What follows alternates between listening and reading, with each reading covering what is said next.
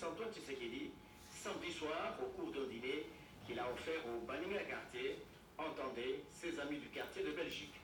Il s'agissait en fait de bons membres de la diaspora congolaise venus à Kinshasa pour soutenir l'un de leurs devenus président de la République.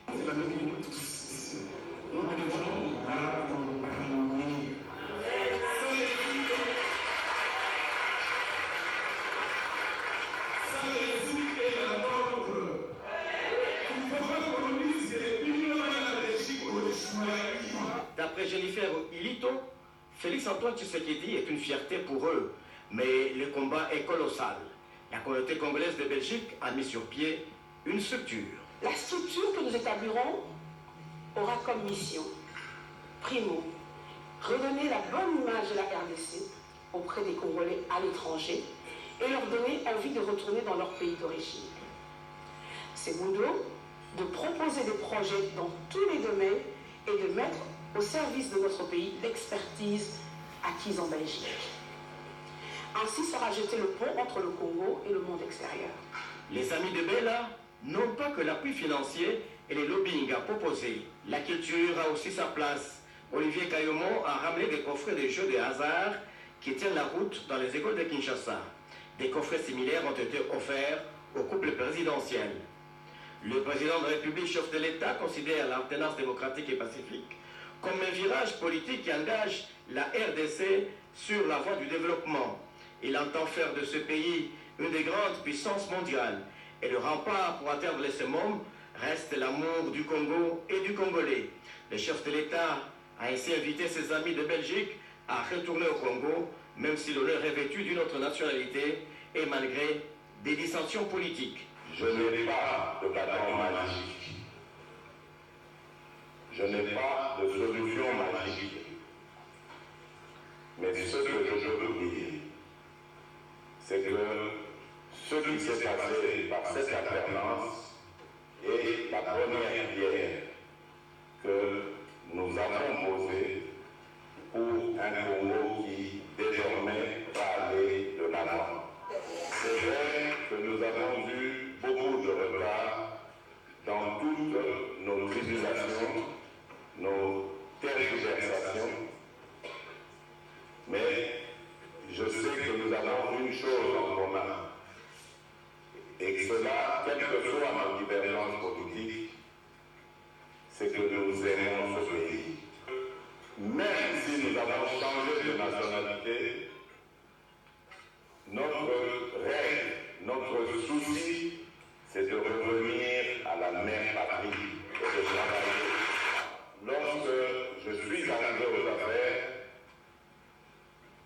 connaissant cela, je me suis dit, maintenant, je dois me battre pour réconcilier les Congolais avec eux-mêmes.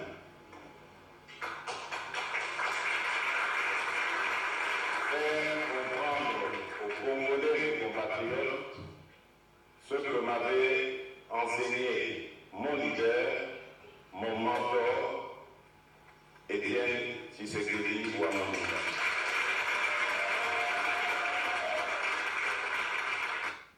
Et le Premier ministre a réceptionné les listes des personnalités proposées par chacune des deux plateformes politiques membres de la coalition FCC Cash au pouvoir pour faire partie de l'équipe gouvernementale. C'est un reportage signé Pompon Kumba et Françoise Bouelabouaki. Le deadline du dimanche respecté, il est 17h30 lorsque le Premier ministre reçoit les deux coordonnateurs des forces de la coalition, Jean-Marc Abonde du CAJ accompagné et Némi Mulanier du FCC tout seul, tel que demandé le mercredi dernier par le chef du gouvernement Ilunga Ilunkamba. Les listes contenant les noms des ministrables lui sont transmises. La séance consiste à la réception effective des listes pour l'élaboration de la première mouture à soumettre à son Excellence, Monsieur le Président de la République, chef de l'État. Moi aussi, je vais travailler pour voir si les différents critères qui ont été retenus par les deux chefs de la coalition ont été pris en compte et Moi-même, je dois aussi faire rapport aussi bien au président de la République, chef de l'État, qu'à l'autorité morale du FCC. Les deux négociateurs ne se sont pas exprimés devant la presse.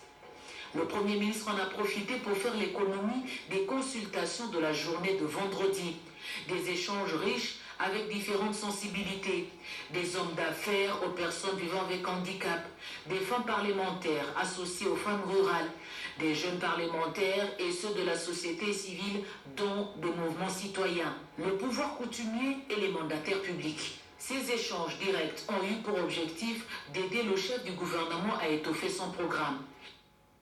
Le ministre intérimaire de l'EPSP vient de confirmer la tenue de la session spéciale de l'examen d'État et jury national à Beni, Ocha et à Gungu et dans le sud Ubangui qui se dérouleront le 12 août 2019. Reportage Anastasie Doumbou. À cause de la maladie à virus Ebola qui sévit dans la partie est de la RDC, la session spéciale de l'examen d'État et le jury national édition 2019 prévue à Beni, Ocha et à Gungu dans le sud Ubangui se dérouleront du 12 au 15 août 2019. Cette nouvelle a été confirmée par le ministre intérimaire de l'EPSP, Emery Okunji, au cours d'une séance de travail avec les responsables des médias. À cette occasion, il leur a remis le CD contenant les résultats de l'examen d'État des différentes provinces, excepté les Nord Kivu et les Sud Ubangui, pour la publication. Inspecter autrement, c'est le thème de l'atelier d'évaluation annuelle d'exercice 2018-2019 de l'inspection générale de l'EPSP. Pendant 6 jours, les inspecteurs principaux provinciaux vont réfléchir sur les modalités d'améliorer les conditions pédagogiques au sein des établissements scolaires sur toute l'étendue de la RDC. Le ministre intérimaire de l'EPSP, qui a donné le coup d'envoi de ces séminaires, exhorte le participant à examiner tout paramètre possible en vue de redynamiser les secteurs de l'enseignement. Il s'agit de faire apparaître les résultats obtenus, les difficultés rencontrées et les suggestions techniques constructives appropriées en rapport avec les réalités du terrain en matière de fonctionnement de notre système éducatif. À travers ces assises, les inspecteurs ont la lourde tâche de procéder à la critique objective sans complaisance de l'action de l'inspection dans leurs juridictions respectives. Et une assemblée générale a été organisée dernièrement à l'université de Kinshasa par le corps scientifique, administratif et les collectifs des syndicats de l'enseignement supérieur et universitaire pour examiner la situation qui prévaut au sein de l'enseignement supérieur et universitaire. Un reportage signé Grâce Maosso. La situation qui prévaut au sein des établissements de l'enseignement supérieur et universitaire préoccupe au plus haut point le collectif des syndicats, le corps scientifique et administratif des universités. Constat fait, le non-respect du protocole d'accord du 13 octobre 2017 concernant la réduction des écarts, la mécanisation des nouvelles unités et la régularisation en grade. Les irrégularités entretenues et orchestré dans le paiement du manque à gagner de l'exercice 2017-2018 et les silences de l'exécutif dans le traitement du dossier manque à gagner 2018-2019. Les collectifs des syndicats et associations du personnel scientifique et administratif de l'ESU décident la reprise et la radicalisation de la grève sur toute l'étendue de la République à dater de ce vendredi 9 août 2019. Par conséquent, face à cette situation, les collectifs demandent au président de la République, chef de l'État, garant de la nation, son Excellence Félix Antoine Tshisekedi Tshilombo, de bien vouloir instruire l'exécutif de ce qui suit, de trouver des solutions aux écarts criants entre les différents corps de l'ESU concernant la rémunération, la mécanisation des nouvelles unités et la régularisation en grade. L'appurement du manque à gagner 2017-2018 et la prise en compte de l'exécution du paiement du manque à gagner 2018-2019. Éduquer une femme, c'est éduquer une nation, dit-on, fille d'aujourd'hui et femme de demain. Voyons à présent ce qu'a été la célébration de la journée dédiée à la jeune fille avec cette adresse de la conseillère spéciale du chef de l'État en charge de la jeunesse et de violences faites à la jeune fille. Suivez. Dans plusieurs provinces de notre pays, le mariage précoce des filles est perçu comme une norme sociale, sans se soucier de son impact sur la vie de ses enfants.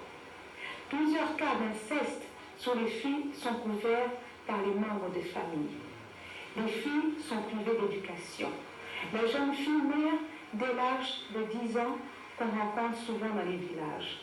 Les filles qui sont violées par les domestiques, les hommes en uniforme, les voisins, les amis de famille, les filles qui sont nommées avec des stigmates comme les Ujana. Il est temps de dénoncer. Parlons de pires travaux sur les enfants. La fille en paie un lot tribut, sous prétexte de la préparation à son rôle de future mère. Sur le plan sécuritaire, au-delà des enlèvements et de l'esclavage sexuel dans les groupes armés, les filles sont exposées au kidnapping dans les moyens de transport public, dans presque toutes les grandes villes de notre pays. Face à cette situation macabre de la fille en RDC, le président Félix Antoine Tshisekedi Tshilombo a une vision pour le changement positif de la situation de cette jeunesse congolaise. Il s'agit notamment de lutter contre l'impunité de tous les acteurs impliqués dans la violence faite à la jeunesse, spécialement les filles. Garantir une bonne éducation en mettant un accent particulier sur l'instruction de tous les enfants.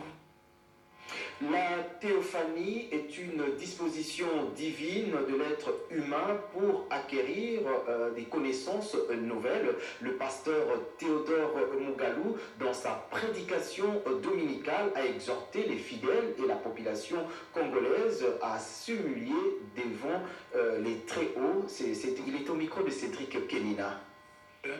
Ça c'est Jean 6, 65. Nul ne peut venir à Christ et entrer en Christ. Venir à, c'est vers, et en, c'est à l'intérieur. Si cela ne lui a pas été donné par le Père Céleste, le Père Céleste, quand est-ce qu'il nous a donné le salut? C'est lorsque il nous a créés. Il nous a créés en Christ qui avait le corps semblable à un homme, un corps immortel, un corps qui traverse les obstacles, qu'on appelle le corps théophanique. Le corps théophanique, c'est quand Dieu a, à partir de sa pensée, il a créé le trône. 2 Chroniques 7, 14 dit, « Si mon peuple sur qui mon nom est invoqué », on a organisé toute une cérémonie avec le président de la République actuelle au stade, et il a vu cette écriture. Si mon peuple sur qui mon nom est invoqué s'humilie. S'humilier, ce n'est pas seulement se mettre à genoux. S'humilier à genoux dans les jambes, dans le corps, mais la véritable humiliation, c'est la confession. S'il confesse, alors il y a une goutte de sang qui vient pour effacer le territoire, le péché du territoire qui a confessé.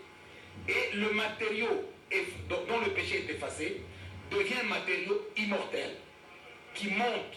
Donc la prière fait monter ce matériau immortel dont vous avez fait la confession jusque dans votre adresse théophanique. Et le gouverneur du Sud Kivu s'avance en guerre contre l'insalubrité dans sa province, l'assainissement et l'affaire de tous. Il en fait justement son cheval de bataille. Le gouverneur prêche ici par l'exemple. Regardez. creuser, fouiller, bêcher en ne laissant pas une seule place où persiste l'insalubrité dans la ville de Bukavu. L'appel du gouverneur Théo Ngwabidje Kassi à la population de cette ville, appel qu'il a matérialisé lui-même en participant ce samedi aux travaux communautaires d'Issalongo dans la commune de Bagira. Ici, les habitants de Bagira se sont organisés en plusieurs structures pour redonner à leur commune son image d'antan. Ils sont soutenus dans leur initiative par le gouverneur de province Théo Kassi Ngwabidje. Nous devons nous impliquer dans l'assainissement de notre ville de Bukavu et c'est une affaire qui concerne toute la population, y compris bien évidemment les gouvernants.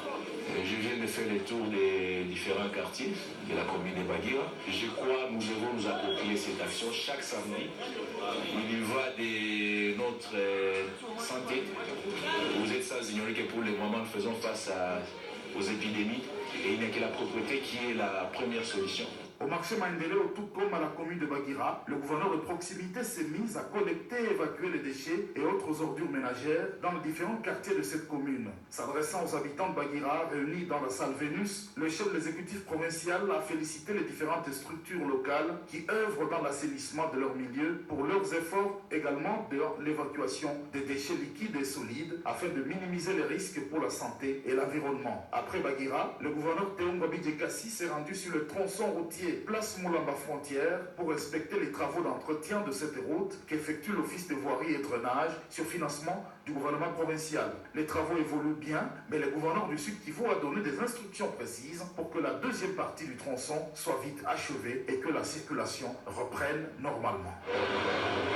Une province à une autre, deux ponts construits sur fonds propres du gouvernement provincial du Maniema sur la route de l'université de Kindu. Le gouverneur a procédé tout récemment à l'inauguration de ces ouvrages. Regardez. Bonne nouvelle pour les usagers de la route Kindu-Lukandu, tronçon qui relie l'université de Kindu et le centre-ville. Le gouvernement provincial du Maniema, sous la houlette d'Ogi Moussafiri Nkola, appuyé par la présidente de l'Assemblée provinciale du Maniema, l'honorable Gertrude Kitembo Palam, vient d'inaugurer ce vendredi 9 août 2019 deux ponts à béton armé. Témoin de l'événement, plusieurs personnalités politiques, le député provincial, l'équipe de membres du gouvernement provincial et le comité de gestion de l'université de Kindu, ainsi que l'ensemble de la population de la ville de Kindu. Deux allocutions prononcées pour la circonstance après le remerciement du bourgmestre de la commune de Mikenge, Norbert Kipalamoto Pene, le ministre provincial des Travaux publics, Maître Aloise Kiyinga Kanyama, a expliqué les bien fondés de la réalisation de ces ouvrages qui viennent mettre fin au calvaire enduré par la population du bloc Luama, mais surtout les 3000 étudiants qui fréquentent l'université de Kindu, ce qui rentre dans la vision du gouverneur de province sur la reconstruction de son entité. Le recteur de l'université de Kindu, le professeur Patrick Mobambo, et sa communauté universitaire, qui sont parmi les bénéficiaires, saluent la volonté manifeste des autorités de revêtir la province du Maniema d'une nouvelle robe avec des infrastructures de qualité. Avec ces réalisations, au fil du temps, Maniema se transforme pour les biens à la satisfaction de la population. Vous avez reconnu le commentaire de notre confrère Rodé Panda. Autre chose, le ministre provincial de l'économie et finances de l'Ituri appelle les agents et cadres de la direction générale des recettes de la province de l'Ituri à la mobilisation des recettes en vue de développer cette partie du pays. Suivez. La direction générale des recettes de la province de l'Ituri est en pleine réforme. Ceci pour répondre à la vision du gouverneur de l'Ituri, Jean Bamanissa Saïdi, qui veut voir toutes les recettes collectées soient orientées à la caisse de la province en vue d'amorcer certains projets de développement. Une commission technique est déjà à pied d'œuvre en tête de Jean-Marie Mbende. Sa mission est, entre autres, de procéder au contrôle du personnel, à la production des textes légaux qui régit la DGPI, de mettre en place un mécanisme efficace de mobilisation de recettes. Pour le ministre provincial de l'économie et des finances, Janvier Ngoudram, l'air a sonné pour que chaque agent de la DGPI participe au développement de cette province. Les agents qui n'ont pas le sens du respect aux biens publics n'ont pas leur place à la DGPI. La DGPI n'est pas un instrument de dépense, mais le rôle et la mission de la DGPI, c'est de participer à l'ordonnancement et au recouvrement due à la province de l'Ituri. Faire autre chose nous écarte de la mission assignée à cet outil de travail. Et l'argent perçu par une entité de perception ou par un agent, un receveur, c'est pas moi un percepteur, doit être domicilié dans les comptes de la province pour servir le gouvernement provincial à financer les projets de développement. Il faut dire, à travers cette réforme au sein de la DGRPI, le gouvernement provincial de l'Ituri veut mettre fin aux antivalaires qui caractérisent ce régime provincial. Créativité, parlons-en avec le programme de vaccination PEV de Mbandaka. Nous sommes là dans la province de l'Équateur qui vient d'innover avec des drones qui peuvent ravitailler des centres de santé en médicaments. Suivez. Ces drones ont effectué un aller-retour Mbandaka, Wijafaki, Mbandaka, à partir des installations du programme élargi de vaccination PEV antenne de Mbandaka. C'est le vice-gouverneur de la province, Taylor Ngazinzeka, qui a lancé ce vol inaugural. Ce devant témoin, le secrétaire général à la santé, le docteur Sylvain Yuma Ramazani, venu spécialement de Kinshasa pour assister à cette cérémonie. Le ministère de la Santé s'est lancé déjà depuis le développement de son plan national de développement sanitaire dans le PNDS 2019-2022, d'inscrire l'innovation comme étant l'un des principes directeurs qui doit vraiment présider à la mise en œuvre de ces plans-là. C'est dans ces cadres-là que nous avons initié quelques projets, entre autres le projet de drones, le projet de carte satellitaire pour améliorer la performance de la vaccination des routines. Les invités ont assisté au décollage et atterrissage successifs de ces drones. Fin de ce journal, merci de l'avoir suivi. L'actualité qui reste continue sur la RTNC. Prochain rendez-vous, c'est tout à l'heure à minuit dans une présentation de Cédric Kenina. D'ici là, portez-vous bien. À très vite.